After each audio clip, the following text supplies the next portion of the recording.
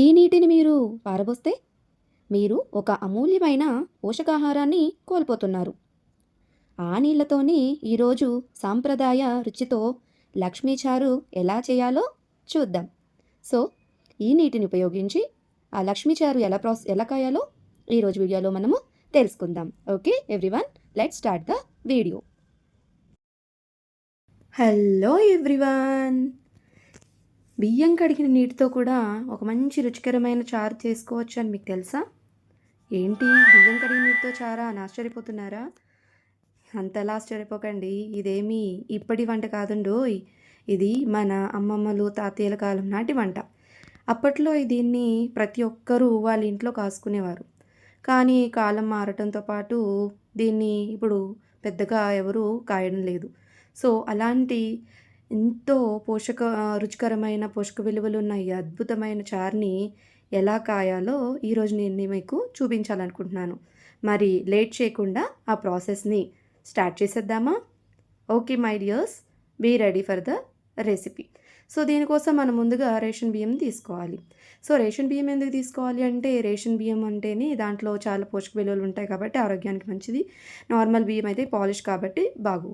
So వీటిని తీసుకొని బాగా శుభ్రంగా కడిగేసి, సో ఈ నీటిని మాత్రం తీసుకోకండి. ఈ నీటిని మనము వంపేయాలి, ఎందుకంటే ఇందులో దుమ్ము ధూళి ఎక్కువగా ఉంటాయి కాబట్టి మనం వీటిని వంపేసుకుందాం.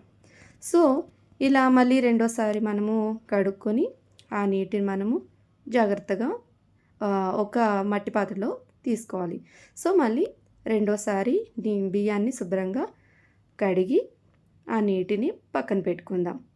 యాక్చువల్గా ఇది ప్రతిరోజు కొంచెం కొంచెంగా తీసుకుని ఒక మట్టి పాత్రలో స్టోర్ చేసుకుని ఒక 4-5 డేస్ దాన్ని మనం పులియబెట్టాలి.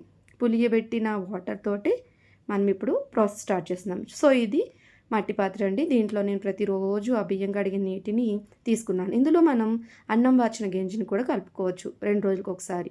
సో మొత్తానికి 4 రోజులు కానీ 5 రోజులు కానీ ఈ వాటర్ని ఇందులో పోసుకొని స్టోర్ చేసుకోవాలి. అలాగే పైన ఉన్న తెల్లటి పొర ఉంది చూసారా, ఈ నీరు, దీన్ని నెమ్మదిగా కిందకి వంపేసుకుందాం.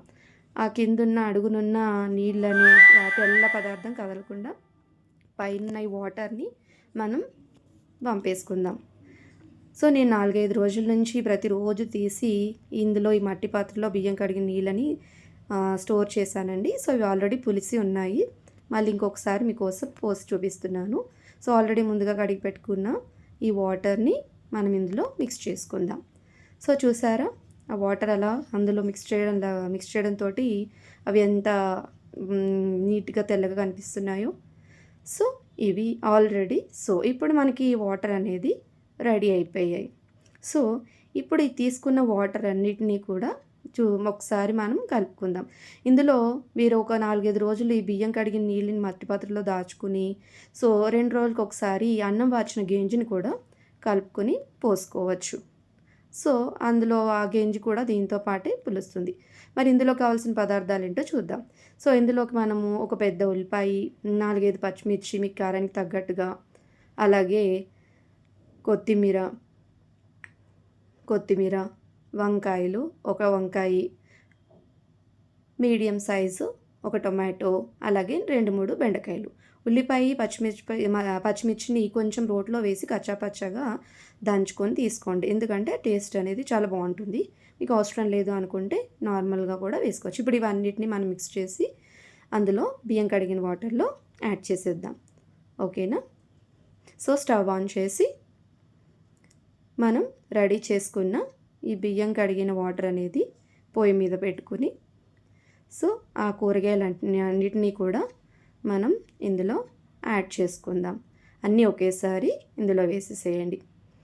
వేసేసిన తర్వాత ఒకసారి బాగా వాటిని కలపండి, మిక్స్ అయ్యేలాగా కలుపుకోండి. సో కలుపుకున్న తర్వాత ఇందులోనే మనకి కొద్దిగా పసుపు, అలాగే రుచికి సరిపడగా కొద్దిగా ఉప్పు కూడా యాడ్ చేసుకోండి. సో ఉప్పు కూడా యాడ్ చేసేసాను ఇందులో నేను. సో యాడ్ చేసేసి బాగా ఒకసారి మళ్ళీ గరిటె తీసుకొని బాగా మిక్స్ చేసేసుకోండి. మిక్స్ చేసేసుకొని అది మరిగేంత వరకు వెయిట్ చేయండి. సో ఇది మరిగేటప్పుడు ఒక విషయం గుర్తుపెట్టుకోవాలి మీరు. ఆ ఒక్క విషయం ఏంటంటే పప్పుచారు ఈ చారు అనేది పొంగు కింద పోకుండా చూసుకోండి. అది కనుక పొంగిపోయిందనుకోండి, దాంట్లో ఉన్న రుచి అనేది మొత్తం కూడా పోతుంది. మీకు ఇంకా టేస్ట్ ఉండదు. అలాగే కొద్దిగా కరివేపాకు కూడా యాడ్ చేసుకోండి. ఇందులో మనం తాలింపు పెట్టాం కాబట్టి కొద్దిగా కరివేపాకు కూడా యాడ్ చేసుకోండి. దీనికి తాలింపు అవసరం లేదు. మీకు ఇష్టమైతే పెట్టుకోవచ్చు. చూసారా స్టార్ట్ అయింది ఆల్రెడీ మరగడం. ఈ చారు అనేది బాగా మరగడం స్టార్ట్ అయింది. ఇందులో ఉన్న కూరగాయలన్నీ కూడా బాగా మెత్తగా ఉడికేంత వరకు కూడా ఈ చారుని మనం మరిగించుకోవాలి.